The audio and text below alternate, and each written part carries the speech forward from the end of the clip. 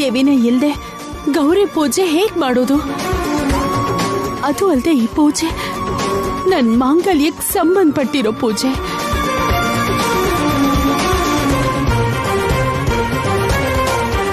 ಯಾಕೆಲ್ರೂ ಇಲ್ಲೇ ಇದ್ದೀರಿ? ಬನ್ನಿ ಒಳಗಡೆ ಹೋಗೋಣ.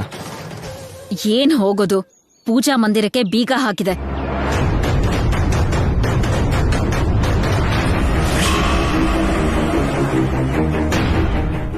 ಸಂಜೆವರೆಗೂ ಇವ್ರು ಇದನ್ನ ಓಪನ್ ಮಾಡಲ್ವಂತೆ. ಗೌರಿ ಪೂಜೆ ಹೇಗ್ ಮಾಡೋದು ಮತ್ತೆ? ಅದೇ ಅರ್ಥ ಆಗ್ತಿಲ್ಲ. ಗುರುಗಳು ಹೇಳಿರೋ ಹಾಗೆ ಗೌರಿ ಪೂಜೆ ಮುಗಿಸಿ ಅವ್ರ ಹತ್ರ ಹೋಗ್ತಾ ಇದ್ರೆ ಅವ್ರಿಗೆ ಕೋಪ ಬರುತ್ತೇನೋ. ಹೀಗೇನ್ ಮಾಡೋದು? ಹೋಗ್ಲಿ, ಒಂದ್ ಕೆಲ್ಸ ಮಾಡೋಣ ಅತ್ತೆ. ಗುರುಗಳ ಹತ್ರ ಹೋಗಿ ಹೀಗೆ ಪೂಜೆ ಮಂದಿರಕ್ಕೆ ಬೀಗ ಹಾಕಿದೆ, ಅದಕ್ಕೆ ಗೌರಿ ಪೂಜೆ ಮಾಡೋಕ್ಕಾಗ್ತಿಲ್ಲ ಅಂತ ಹೇಳೋಣ. ಹೇಳ್ಬಾರ್ದು, ಗುರುಗಳಿಗೆ ಹಾಗೆ ಹೇಳ್ಬಾರ್ದು. ಗುರುಗಳು ಹೇಳಿದ್ದನ್ನ ಮಾಡ್ಬೇಕೇ ಹೊರತು ಅದನ್ನ ಮಾಡದೇ ಇರೋದಕ್ಕೆ ಕಾರಣಗಳನ್ನ ಹೇಳ್ಬಾರ್ದು. ಮತ್ತೀಗ ಗೌರಿ ಪೂಜೆ ಹೇಗ್ ಮಾಡೋದು? ನಂಗೀಗ ಏನ್ ಮಾಡ್ಬೇಕು ಅಂತಾನೆ ಅರ್ಥ ಆಗ್ತಿಲ್ಲ. ತುಂಬಾ ಗಾಬರಿ ಆಗ್ತಿದೆ. ನೀವೇನು ಗಾಬರಿ ಆಗ್ಬೇಡಿ. ಎಂಥ ಪರಿಸ್ಥಿತಿ ಬಂದ್ರೂ ಗೌರಿ ಪೂಜೆ ನಿಲ್ಲಲ್ಲ.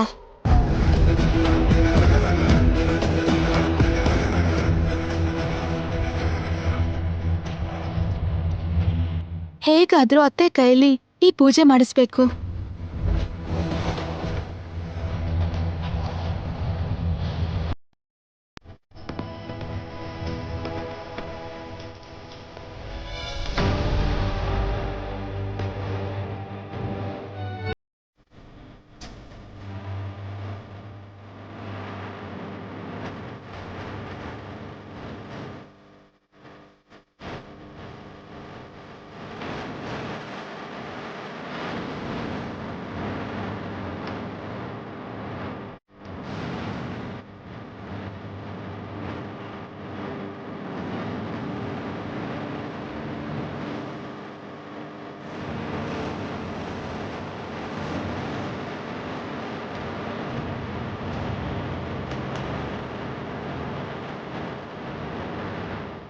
ಅತ್ತೆ ಬನ್ನಿ, ಗೌರಿ ಪೂಜೆ ಶುರು ಮಾಡಿ.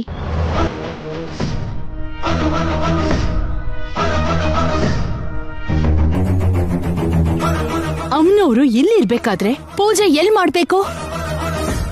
ನಿಮ್ಗೋಸ್ಕರ ನಾನು ಪ್ರತ್ಯೇಕವಾಗಿ ಅಮ್ಮನವ್ರನ್ನ ತಗೊಂಡ್ ಬಂದೆ. ಬನ್ನಿ ಅತ್ತೆ.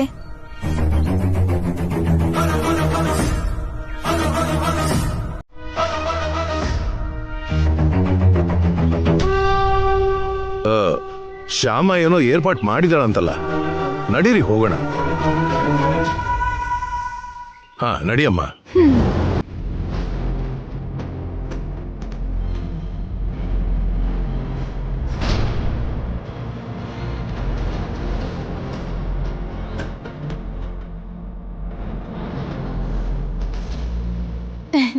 ಅಲ್ಲಿ ನೋಡಿ ಅತ್ತೆ, ಗೌರಿ ದೇವಿ ನೋಡಿ.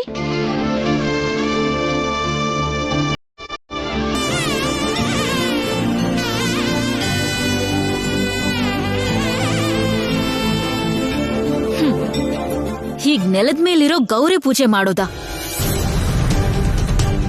ಗುರುಗಳಿಗೆ ಗೊತ್ತಾದ್ರೆ ಕೋಪ ಬರುತ್ತೇನೋ.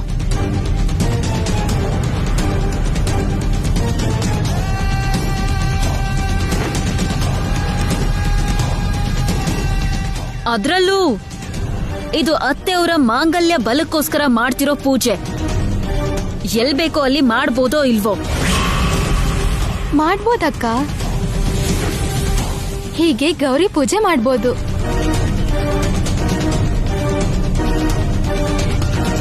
ಅರಿಶಿನದ ಗೌರಮ್ಮನ್ನ ಕಲಶ ಇಟ್ಟು ಗೌರಿ ಪೂಜೆ ಮಾಡ್ಬೋದು ಅಂತ ನಮ್ಮ ಊರಿನ ಪುರೋಹಿತರು ಹೇಳಿದ್ರು.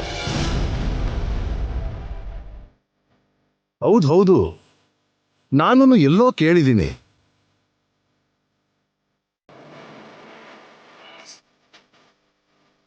ಹಾಗಾದ್ರೆ ತಡ ಯಾಕೆ ಅತ್ತೆ? ಪೂಜೆ ಶುರು ಮಾಡಿ. ಸರಿ ವೈದೇಹಿ.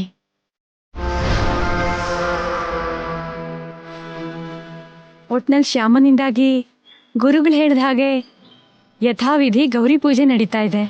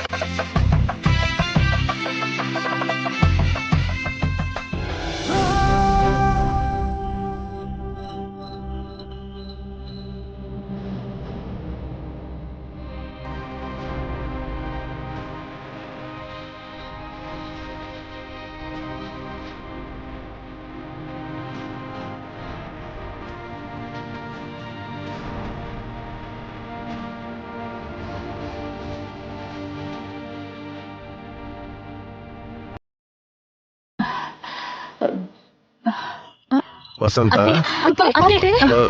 ಏನಾಯ್ತು ವಸಂತ? ತಲೆ ಸುತ್ತೋಗ ಆಗ್ತಿದ್ಯಾ? ಪರವಾಗಿಲ್ಲ ರೀ.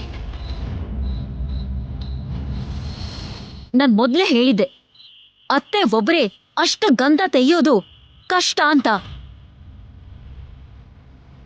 ಆದ್ರೆ ತೇಯ್ತೀನಿ ಅಂತ ಒಪ್ಕೊಂಡಿದ್ದಾರೆ ಅತ್ತೆ. ತೇಯ್ತೀನಿ ಐಶ್ವರ್ಯ, ಎಷ್ಟು ಕಷ್ಟ ಆದ್ರೂ ಸರಿ ತೇಯ್ತೀನಿ.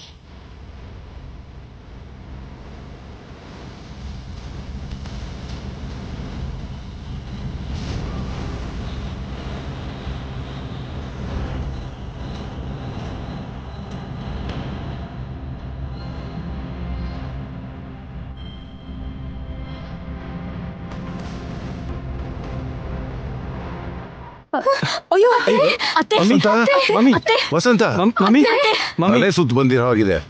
ಸ್ವಲ್ಪ ಹೊತ್ತು ವಿಶ್ರಾಂತಿ ತಗೊಳ್ಳೋದು ಒಳ್ಳೇದು. ಅತ್ತೆ ರೂಮ್ ಹೋಗಿ ರೆಸ್ಟ್ ತಗೊಳ್ಳಿವಂತೆ ನಡಿ. ಬೇಡ ರೀ, ನನಗೆ ಯಾವ ವಿಶ್ರಾಂತಿನೂ ಬೇಡ. ಬೆಳಕಾಗೋದ್ರಲ್ಲಿ ನಾನು ಈ ಪಾತ್ರೆ ತುಂಬೋಷ್ಟು ನಾನು ಗಂಧನ ತೈಲೇಬೇಕು.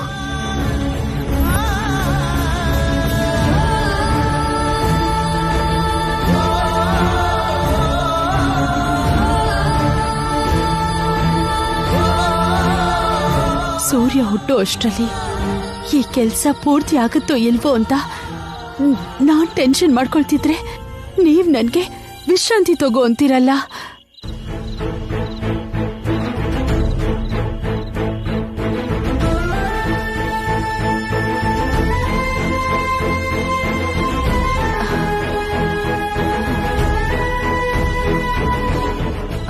ಮಮ್ಮಿ, ಮಮ್ಮಿ, ವಸಂತ, ವಸಂತ, ಮಮ್ಮಿ, ನೀವು ಹೀಗೆ ತುಂಬಾ ಟೆನ್ಷನ್ ತಗೊಂಡಿರೋದ್ರಿಂದ BP ಹೆಚ್ಚಾಗಿದೆ ಅನ್ಸುತ್ತೆ. ಕೈ ನೋಡಿ ಹೇಗೆ ಒಣಗಿ ಹೋಗ್ತಾ ಇದೆ. ನನ್ನ ಮಾತು ಕೇಳಿ ಮಮ್ಮಿ, ಸ್ವಲ್ಪ ಹೊತ್ತು ರೆಸ್ಟ್ ತಗೊಳ್ಳಿ ಮಮ್ಮಿ. ಬೇಡ, ನನಗೆ ಯಾವ ರೆಸ್ಟು ಬೇಡ. ನಿಮ್ಮಮ್ಮ ಹಾಗೆ ಹೇಳ್ತಿರ್ತಾಳೆ. ರೂಮ್ ಕರ್ಕೊಂಡು ಹೋಗೋಣ ಬನ್ನಿ. ಸ್ವಲ್ಪ ಹೊತ್ತು ರೆಸ್ಟ್ ತಗೊಳ್ಳಿ. ಬೇಡ, ಹೇಳಿ ಮಮ್ಮಿ. ನೀವು ಬನ್ನಿ. ವಸಂತ, ಬನ್ನಿ ಮಮ್ಮಿ, ಅತ್ತೆ, ಹೇಳಿ ಮಮ್ಮಿ. ಬನ್ನಿ. ಬಾ. ಮಮ್ಮಿ, ಬೇಡ, ಹುಷಾರು. ಬಿಡಿ ನನ್ನ. ಬನ್ನಿ ಮಮ್ಮಿ, ಬಾ ವಸಂತ. ಬೇಡ ಅಖಿಲ್. ಬನ್ನಿ.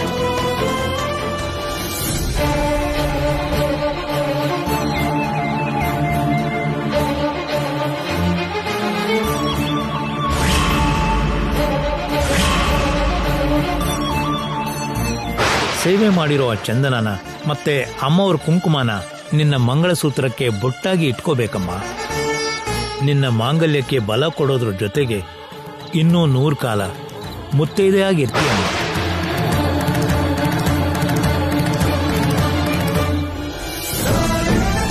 ಬಾ ವಸಂತ, ಬಾ. ಬನ್ನಿ. ಮೆಲ್ಲಗೆ ಮೆಲ್ಲಗೆ. ಮಮ್ಮಿ, ಅಯ್ಯೋ, ಕುತ್ಕೊಳ್ಳಿ. ಬೇಡ ಅಖಿಲ್. ಕುತ್ಕೊಳ್ಳಿ. ನೀವು ರೆಸ್ಟ್ ತಗೊಳ್ಳಿ. ಬೇಡ ಅಖಿಲ್. ಅತ್ತೆ ಸ್ವಲ್ಪ ಹೊತ್ತು ಮಲ್ಕೊಳ್ಳಿ. ರೆಸ್ಟ್ ತಗೊಳ್ಳಿ ಮಮ್ಮಿ. ನಂಗೆ rest ಸ್ವಲ್ಪ ಹೊತ್ತು ಮಲ್ಕೊಳ್ಳಿ. ಬೇಡ. ಮಲ್ಕೊಳ್ಳಿ.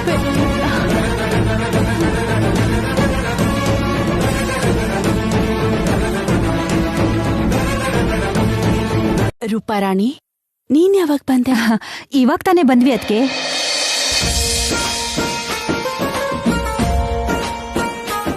ರೂಪರಾಣಿ ಕೂಡ ಗುರುಗಳ ಆಶೀರ್ವಾದ ತಗೋಬೇಕು ಅಂತ ಕೇಳಿದ್ಲು. ಅದಕ್ಕೆ ಅವಳನ್ನ ಕರ್ಕೊಂಡ್ ಬಂದೆ.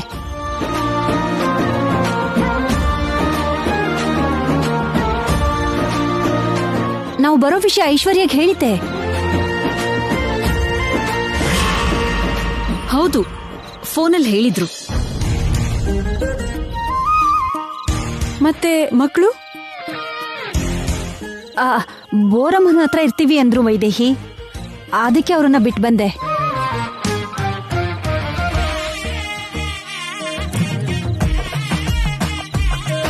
ಇಷ್ಟಕ್ಕೂ ನಾಳೆ ಬೆಳಗ್ಗೆನೆ ನಾವೆಲ್ಲರೂ ವಾಪಸ್ ಹೊರಟೋಗ್ತೀವಲ್ಲ. ಪರವಾಗಿಲ್ಲ ಅತ್ತಿಗೆ, ಬೋರಮ್ಮ ಮಕ್ಕಳನ್ನ ಚೆನ್ನಾಗಿ ನೋಡ್ಕೋತಾರೆ ಬಿಡಿ.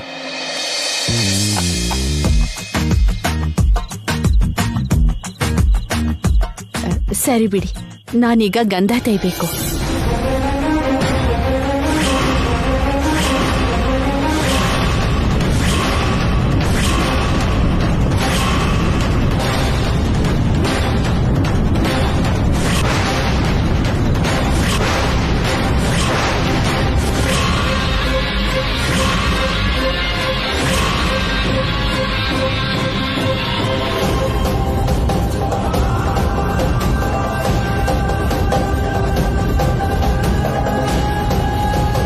ಇದೇನು ನೀನ್ ಗಂಧ ತೇಯ್ತಿದ್ಯಲ್ಲ?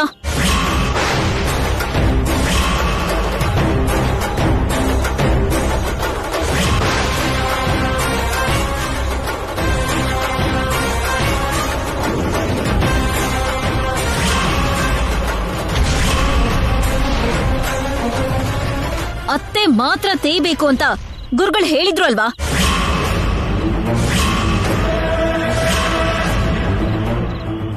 ಅದು ಅತ್ತೆ ಸುಸ್ತಾಗಿದಾರಲ್ಲ ಅಂತ. ಆದ್ರೆ ನೀನ್ ತೇಯ್ಬೇಕಾ?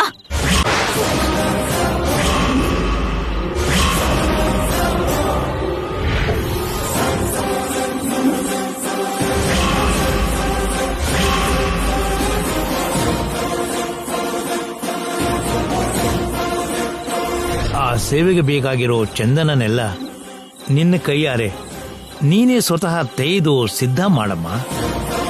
ನಿನ್ನ ಮಾಂಗಲ್ಯಕ್ಕೆ ಬಲ ಕೊಡೋದ್ರ ಜೊತೆಗೆ ಇನ್ನೂ 100 ಕಾಲ ಮುತ್ತೈದೆಯಾಗಿರ್ತೀಯಮ್ಮ. ಅಕ್ಕ, ಅದು ಆಪಧರ್ಮ ಅಂತ ಅತ್ತೆ ಬದಲು. ಏಯ್, ಧರ್ಮದ ಬಗ್ಗೆ ಆಪತ್ ಧರ್ಮದ ಬಗ್ಗೆ ಹೇಳ್ಬೇಕಾಗಿರೋದು ಗುರುಗಳು, ನೀನಲ್ಲ.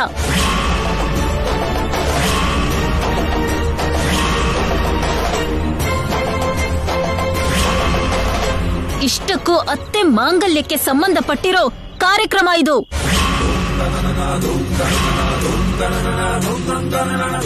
ಅದನ್ನ ನಿನ್ನಿಷ್ಟ ಬಂದಂಗ್ ಮಾಡಿದ್ರೆ ಹೇಗೆ?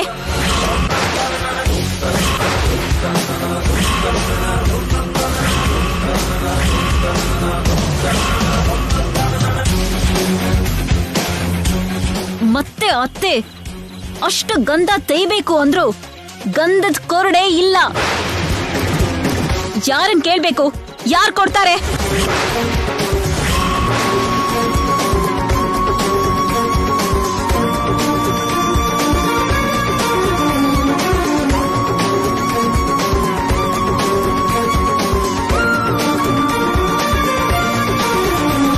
ಒಂದು ವೇಳೆ ಯಾರಾದ್ರೂ ಕೊಟ್ರು ಗಂಧ ತೆಯ್ಯೋದಿಕ್ಕೆ ಟೈಮ್ ಎಲ್ಲಿದೆ?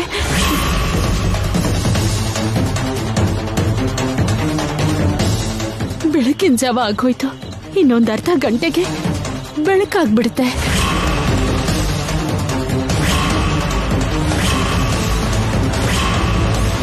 ಗಂಧ ತೆಯ್ದೆ ಇದ್ದಿದ್ದಕ್ಕೆ ಗುರುಗಳು ಏನಂತಾರೋ ಏನೋ.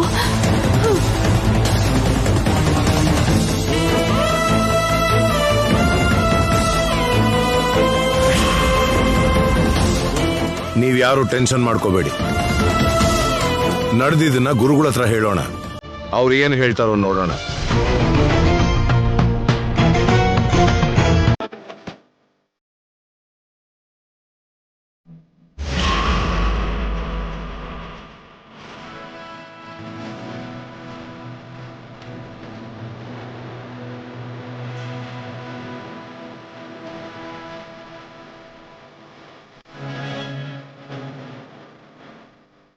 ಒಟ್ನಲ್ಲಿ ತುಂಬಾ ಕಷ್ಟಪಟ್ಟು ಸ್ವಾಮಿಗೆ ಚಂದನ ಸೇವೆ ಮಾಡಿ ಮುತ್ತೈದೆತನ ಕಾಪಾಡ್ಕೊಂಡ್ಲು ನಮ್ಮ ವಸಂತಕ್ಕ.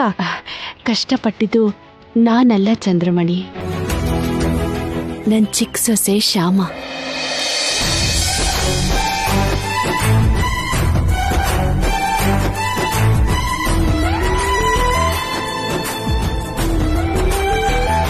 ಒಂದೇ ಕೈಯಲ್ಲಿ ಅಷ್ಟು ದೊಡ್ಡ ಗಂಧದ ಚಕ್ಕಿನ ತೆಯ್ದು ಚಂದನದ ಸೇವೆ ಮಾಡೋ ಹಾಗೆ ಮಾಡಿದ್ಲು ನಮ್ ಶ್ಯಾಮ.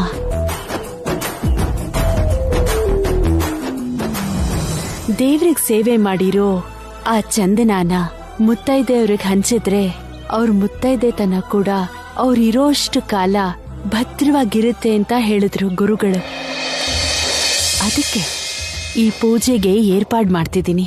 ಅಂದ್ರೆ ಚಿಕ್ಕ ಸೊಸೆ ಕಷ್ಟಪಟ್ಟಿದ್ದಕ್ಕೆ ನಿನ್ನ ಜೊತೆಗೆ ನಾವು ಕೂಡ ಅದೃಷ್ಟವಂತರಾದ್ವಿ ಅಂತಾಯ್ತು. ಶ್ಯಾಮ, ಬಾಗ್ನಾನ ಒಂದೊಂದೇ ತೆಗೆದು ಕೊಡಮ್ಮ, ಮುತ್ತೈದೇರಿಗೆ ಕೊಡೋಣ. ಸರಿ ಅತ್ತೆ.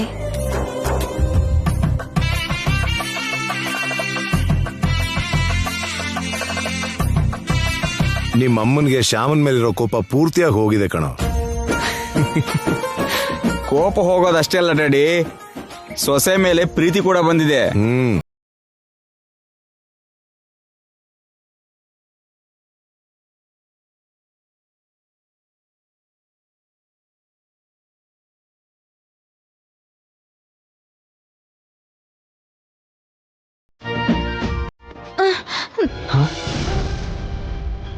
ಹುಷಾರಾಗಮ್ಮ, ಮೆತ್ತಗೆ. ಪರವಾಗಿಲ್ಲ ಅತ್ತೆ. ಇರು ವೈದೇಹಿ, ಇದನ್ ತಗೊಳಮ್ಮ.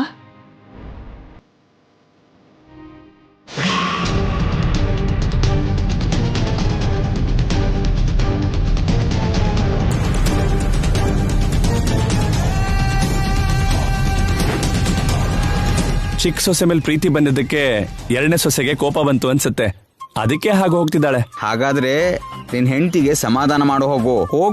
ಹೋಗದೆ ಇರಕ್ಕಾಗತ್ತಾ?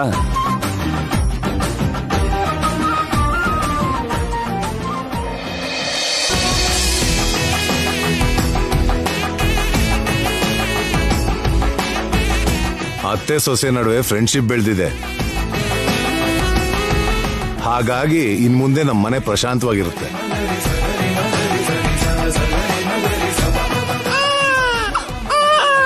ಸುಮ್ನಿರಮ್ಮ, ಅಳಬಾರ್ದು, ಸುಮ್ನಿರು. ಸುಮ್ನಿರಮ್ಮ. ಅತ್ತೆ, ಮಗು ಮೈ ಸುಡ್ತಾ ಇದೆ, ತುಂಬಾ ಜ್ವರ ಬಂದಿರೋ ತರ ಇದೆ. ಬನ್ನಿ ಬೇಗ ಆಸ್ಪತ್ರೆಗೆ ಹೋಗೋಣ. ಬರ್ತೀನಿ ಅದಕ್ಕೆ. ಹುಷಾರು, ಬೇಕು ಅಂದ್ರೆ ಹೊರಗಡೆ ಕಾರ್ ಇದೆ. ಪರವಾಗಿಲ್ಲ ಅದಕ್ಕೆ, ಹೋಗಿ ಬರ್ತೀವಿ.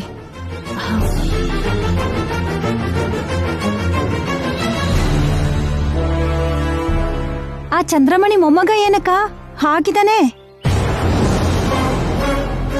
ತಾಯಿ ಹೋಲ್ಕೆನೆ ಬಂದಿರೋ ಹಾಗಿದೆ. ಸೊಸೆ ಕಪ್ಪುಗಿದ್ರೆ ಕುಲ ಎಲ್ಲ ಕಪ್ಪು ಅಂತ ಸುಮ್ನೆ ಹೇಳ್ತಾರಾ?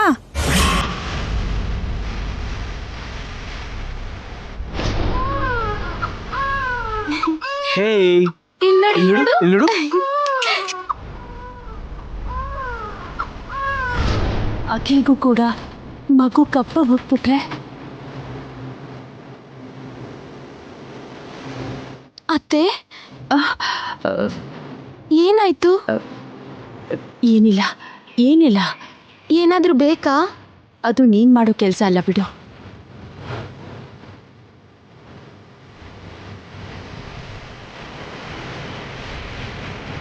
ಐಶ್ವರ್ಯ ಎಲ್ಲಿ?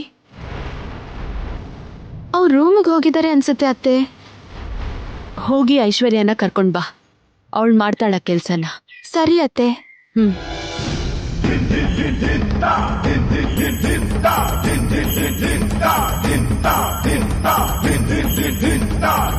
ನಡಿಬಾರ್ದು, ಹಾಗಾಗ್ಬಾರ್ದು. ಅಖಿಲ್ ಶ್ಯಾಮಗೆ ಹತ್ರ ಆಗ್ಬಾರ್ದು. ಅವರಿಬ್ರು ಒಟ್ಟಿಗೆ ಸಂಸಾರ ಮಾಡಬಾರ್ದು. ನನ್ ಮೊಮ್ಮಗು ಹಾಗೆ ಕಪ್ಪಗ್ ಹುಟ್ಟಬಾರ್ದು. ಶ್ಯಾಮ, ಶ್ಯಾಮ,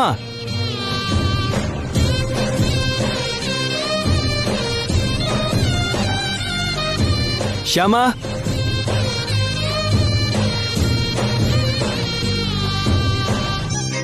ಏನ್ರಿ?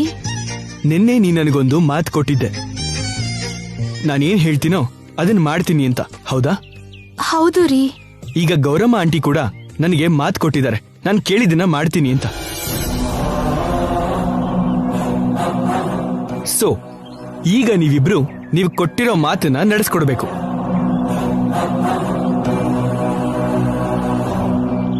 ವಿಷಯ ಏನು ಅಂತ ಹೇಳ್ದೆ, ಈ ಸಸ್ಪೆನ್ಸ್ ಏನು ಕಂದ? ಹೇಳ್ತೀನಿ ಮಮ್ಮಿ. ಗೌರಮ್ಮ ಆಂಟಿ, ನೀವು ಶ್ಯಾಮಂಗೆ ಸಂಗೀತ ಹೇಳ್ಕೊಡ್ಬೇಕು.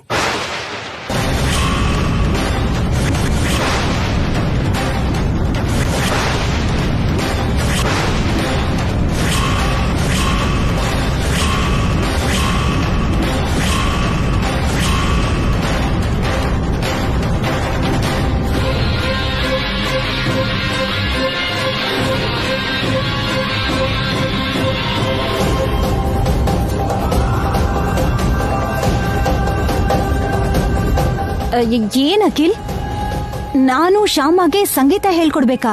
ಹೌದು, ಹೇಳ್ಕೊಡ್ಬೇಕು.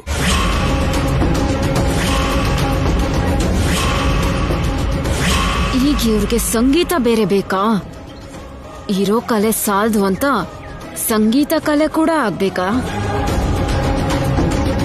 ನೀವು ಶ್ಯಾಮಂಗೆ ಸಂಗೀತ ಹೇಳ್ಕೊಟ್ಟು ನಿಮ್ಮ ರೂಪಾರಾಣಿ ರೇಂಜ್ ಸಿಂಗರ್ ಅಲ್ದೇ ಇದ್ರೂ ಒಂದು ರೇಂಜ್ ಸಿಂಗರ್ ಆಗಿ ಇವಳನ್ನ ರೆಡಿ ಮಾಡಬೇಕು.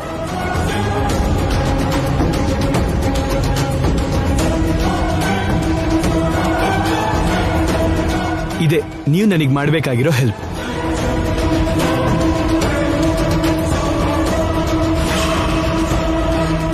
ನಾನ್ ಇವಳಿಗೆ ಸಂಗೀತ ಹೇಳ್ಕೊಡ್ಬೇಕಾ? ಕರ್ಮ.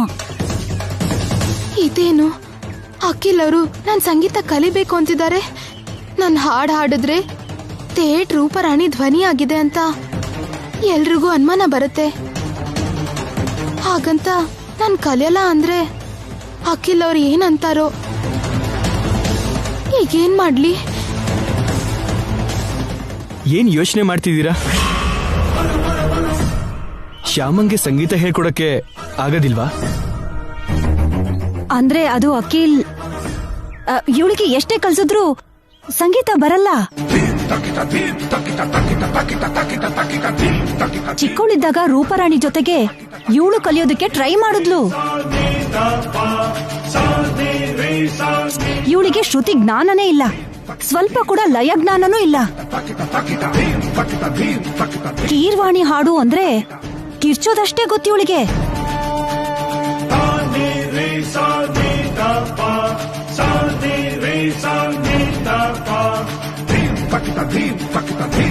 ಸಂಗೀತಕ್ಕೆ ಮೋಡ ಕರ್ಗಿ ಮಳೆ ಸುರಿಯತ್ತೆ ಅಂತಾರಲ್ಲ, ಆದ್ರೆ ನಮ್ ಶ್ಯಾಮ ಹಾಡಿದ್ರೆ ನೀರು ಗಡ್ಡೆ ಕಟ್ಟಿ ಕಲ್ಲಾಗ್ಬಿಡತ್ತೆ.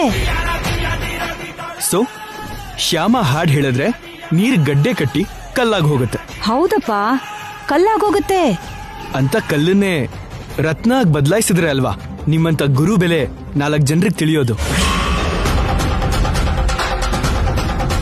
ಕಲ್ಲಿನ ಹಾಗಿರೋ ಶ್ಯಾಮನ್ನ ನೀವು ರತ್ನ ಆಗಿ ಬದಲಾಯಿಸ್ತೀರಾ ಅನ್ನೋ ನಂಬಿಕೆ ನನಗಿದೆ. ನೀವು ಖಂಡಿತವಾಗ್ಲೂ ಶ್ಯಾಮನ್ನ ಒಳ್ಳೆ ಸಿಂಗರ್ ಆಗಿ ರೆಡಿ ಮಾಡಬಹುದು.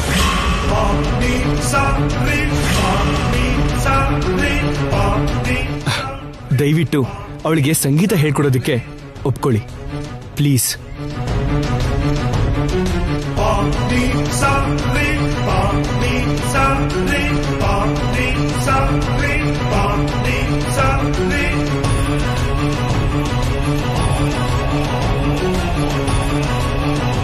ಸರಿ ಅಖಿಲ್, ಹೇಳ್ಕೊಡ್ತೀನಿ.